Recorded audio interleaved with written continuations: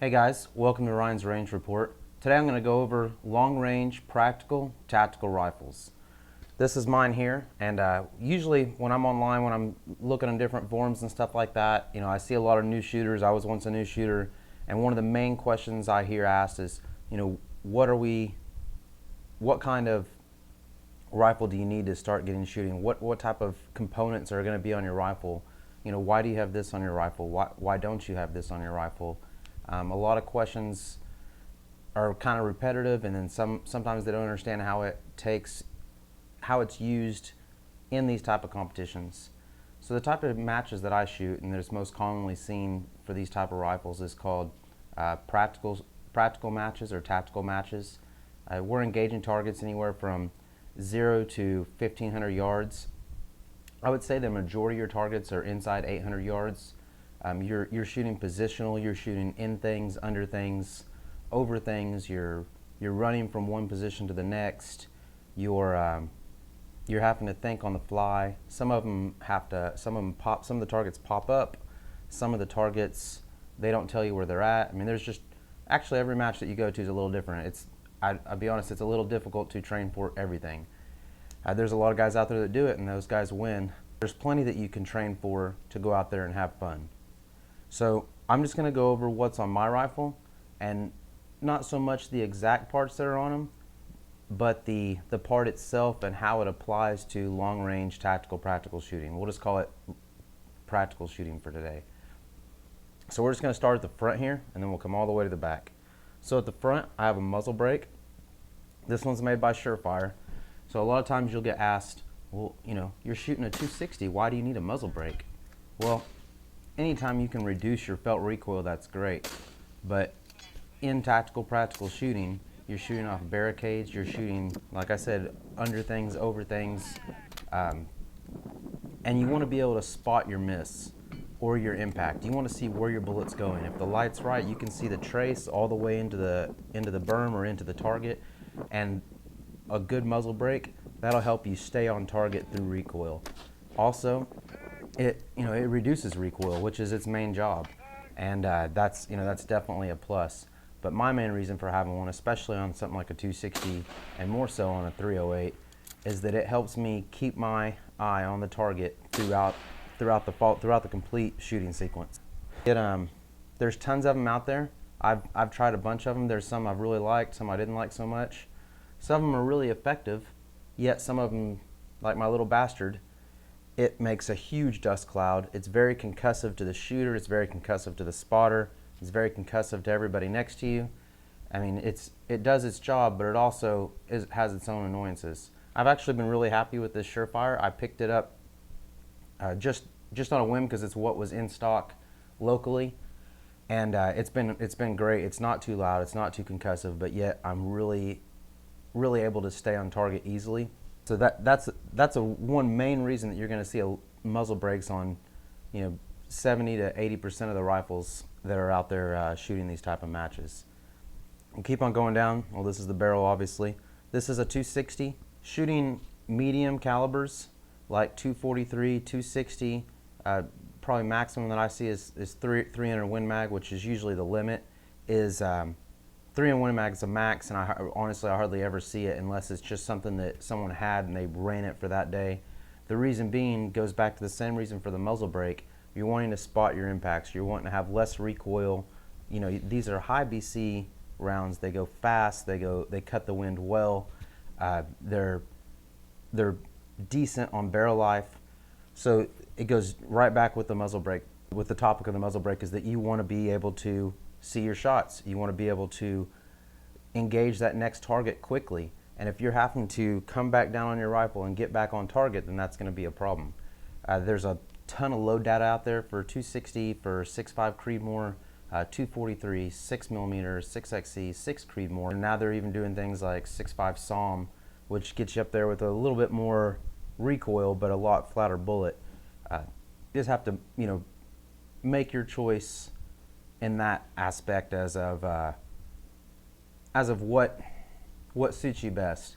Now, one thing I will say is that if you're going to go transonic before 1,000 yards, that could be a problem at some matches. There's a possibility that if you go transonic before 1,000 yards, that they're going to take you off of that stage. Your bullets are going to be tumbling. They're not going to know where they're going. I mean, there's a lot of bullets that handle the transonic range just fine. Most of them do these days. But you're basically just not going to have a great time if you can't stay supersonic out to 1,000 yards. And you can do that with a 20-inch 308 because I've done it. Shooting 178 hollow point boat tails, I was supersonic out to almost 1,100 yards. So coming back a little further, this is an EFR, enhanced front rail. Absolutely not necessary for long range shooting. This came on the rifle. I actually just really like the way it looks, and I have hope someday that I'll have some nice clip-on front night vision, but that's just purely for me right now as aesthetics. You're gonna need a bipod. This one's made by Atlas. It's a great bipod. It has a quick dismount right here. There's different kinds that are out there. That's another one that's really big on personal preference. What I suggest is something that swivels and something that is durable. And really, my top two choices would be Harris, the BRM-S. The BRM-S, this is the swivel I'm talking about. You want to be able to cant that rifle back and forth so you can so you can get level on the target. The BRM-S, and then you can get Podlock or the Atlas. This is the Atlas, I think, V8, and they have different ways that it can connect to your rail. That's just, like I said, a matter of personal preference, but definitely something that I would recommend is, so you want to have something that swivels and something that's durable, that's not going to break down on you in a match. There are a lot of things out there that look just like the Harris, and I mean, Harris's do break, but Harris is one of the best made, and honestly, when you set them side by side, you'll definitely notice the difference. So moving on, we'll come up to the scope. So this is a Bushnell ERS. It is a 3.5 to 21 power with a 50mm objective. This has mill turrets and a mill reticle. So what that means is when I adjust my scope, the numbers that are on this turret match the numbers that are on this reticle. So if I make let's just say that you're zeroing, you take a shot, you see your hole, you look over there in your reticle, and you count the dots or hashes, and it's you're 2 mils low, then you can just dial up 2 mils. It's simple as that. There's absolutely no reason to shoot a mismatched reticle turret combo. It doesn't matter if you're MOA, as long as you have MOA turrets. It doesn't matter if you're mill, as long as you have mill turrets. One thing, and it's mainly because of the cost that people don't get when they get into long range shooting, is first focal plane. There are tons of options out there now for first focal plane. First focal plane, the easiest way that I can explain it in this video, means that throughout the whole magnification range, your hash marks or your mill dots are going to be relative. So if you're down at 3.5 power and you hold 1 mil, that's going to be the same mil that you're going to hold at 21. A second focal plane scope, it multiplies. It's only, for the most part, it's only correct at full power. For me, that's a must, especially in long range practical tactical shooting. The reason why is you might have targets starting out at 200 yards and your last target might be at 1,200 yards. You're not going to want to be at full 21, 25, 30 power from 200 yards out to 1,200 yards. You're going to want to see your shots. It helps you see your impacts when you're backed off, and that helps you call those misses. So if you shoot at 200 yards and you miss and you're at 12 power, you can read your scope and you can make that correction. With a second focal plane, those hash marks aren't going to be correct, or those mills, the reading off of your reticle is going to be incorrect. With the first focal plane, you can start out at 6 power for 200 yards, and as you're going throughout the evolutions of the stage and get all the way up to 1,200 yards, then you're cranked all over to 21 power, and you're still doing the same thing. Everything matches up and lines up perfectly. One of the downsides to first focal plane that people have often complained about would be the price. But now when you have offerings like the Weaver Tactical, the Vortex Viper PST, SWFA's new 3 to 15 that we did a review on, that's 3 to 15 power, first focal plane, great glass, great reticle for $7.99 or $6.99. That's really hard to beat. That, the days of $3,000 scopes being the only decent thing in first focal plane are over. One of my biggest recommendations, especially to new shooters or even experienced shooters, would be the Bushnell HDMR or G2 DMR. which is the scope I had on there before this. The upgrades that this offers is 10 mils per turn, and it has 0 stops. HDMR, G2 DMR, you can get that scope usually, I would say easily under $1,200. You should be able to get it for around $1,000 used, and that is a perfect scope. It's very durable. It definitely, for me, is highly recommended. Moving on, you're going to have good rings. You know, this is often a place where you've spent a lot of money on your scope, and so you're thinking, gosh, I just don't want to spend, you know, that $200 on a set of rings. I'm not saying you have to spend $200 on a set of rings. You can get TPS rings. I think they're under $100. Seekins, Night Force rings, those are $100, $150. These are Badgers. I think they were $175. You want a good set of rings that everything match. And when you buy quality rings like Seekins or Badger or Night Force or TPS, you know that you're not going to have any issues with quality, with things being out of line. You're not going to have to lap the rings, which is something that I've never done, because I've always bought quality rings. Next, we'll come down to the mount.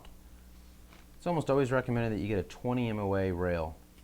There's plenty of different brands out there. Try to go with something, you know, of decent quality. I always say, you know, at least look for something in the middle of the road. You don't want to get the cheapest option unless it's just proven to work. If everybody says, hey, this is the best deal out there, you can get this for $40 and it absolutely is just like the one that's $90, then obviously that's the one you want to get. Definitely say 20 MOA. The reason why you want 20 MOA means that there's a cant in this rail, so it gives you a lower starting point for your 100 yard zero, which leaves you more elevation to dial up to shoot longer ranges. With my 20 MOA rail and this scope, I can shoot, I think, just under a mile before I run out of elevation of my scope, and then I still have my reticle that I can hold over with. Next, it's really good to have a level. The reason being is it's not so much that you need to be level with your target, but that you need to be, your crosshairs need to be in the same position every time you shoot at that target and at every target. So if you're always level, then you're going to have the same point of impact on your target if everything else lines up with your rifle. If you're canted from one way to the other, that can throw your shot off a varying amount of degrees. Moving on, we'll go to actions. There are a ton of actions out there. Surgeon, Steeler, Gap, Short Action Customs, Defiance makes a lot of those actions. There's a lot of choices out there, a lot of preferences out there. For me, this is built by Short Action Customs. This is an Alpha 11 action. It's a great action. Defiance makes it.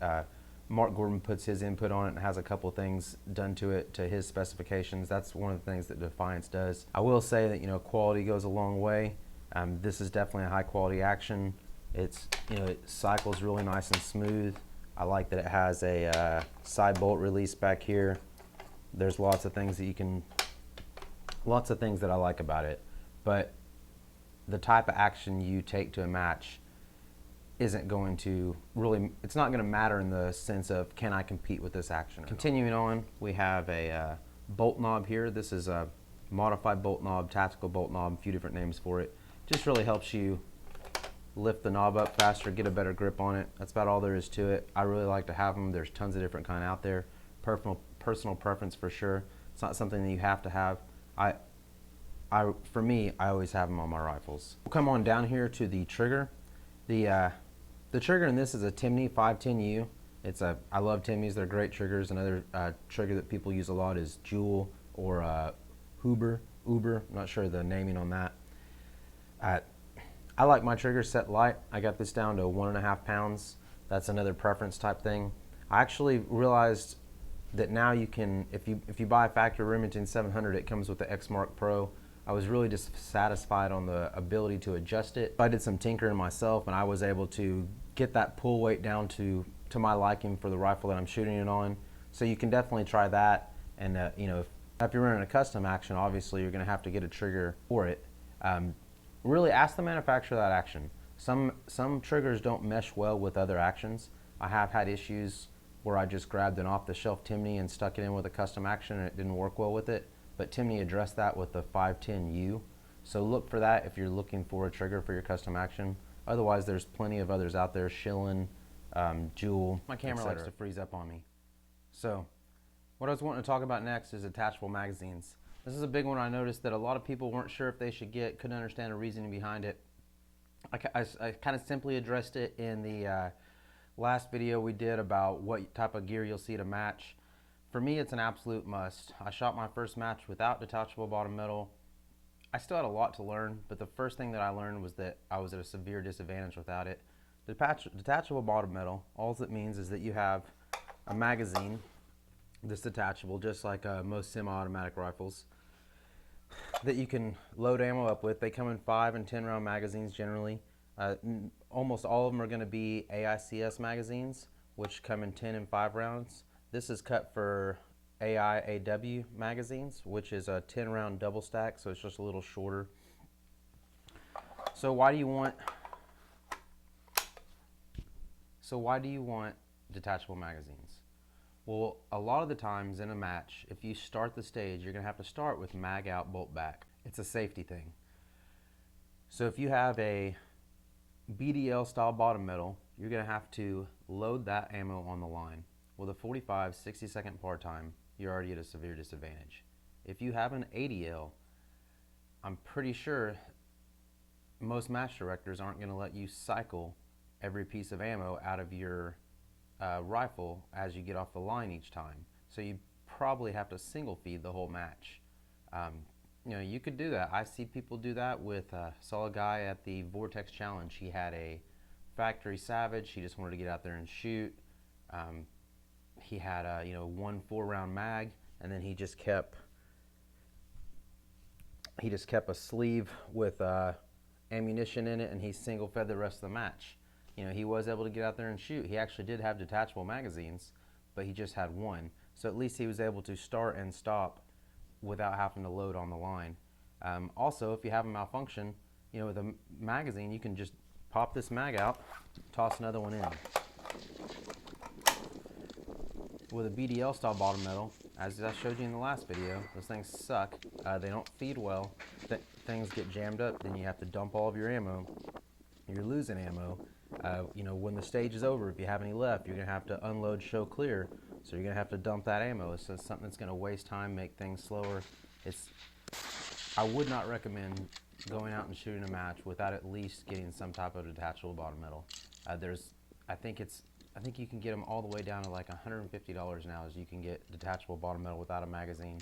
There are cheaper magazines out there than the AICSs, which I don't really recommend. Too many of them. Some of them are built just as well. Some of them aren't. The gold standard is pretty much AICS or anything made by Accuracy International. It's a shame that Remington doesn't offer more along those lines, but I just don't think that their market is geared towards us. But thankfully, we have tons of rifle builders out there and tons of you guys that can do this stuff at your house. That can get this bottom metal and put it in your... Coming down to the end here, you have what your rifle sits in, which is the stock. This is a Manners T5. One thing I really like about it is it's adjustable. You don't have to have an adjustable one, but it's nice because these scopes, they sit up high. You want to have a good sight picture. You don't have to be pushing down to look into your scope. You don't want to have to be looking up to get a good sight picture. That'll cause inconsistent pressure, which will cause to inconsistent shooting. There's plenty of other things you can do. If you don't have an adjustable cheek rest, you can tape some foam on your stock and get it done that way. Like I said, this is a thumb hole. Some people hate thumb holes, some people like them. I use them for 2 different ways. You don't have to have your thumb through the hole each time. I like to put it through there when I'm doing positional shooting because it helps me get a better grip on the rifle. Otherwise, my thumb is outside here gripping the rifle. That way I can cycle the bolt fast.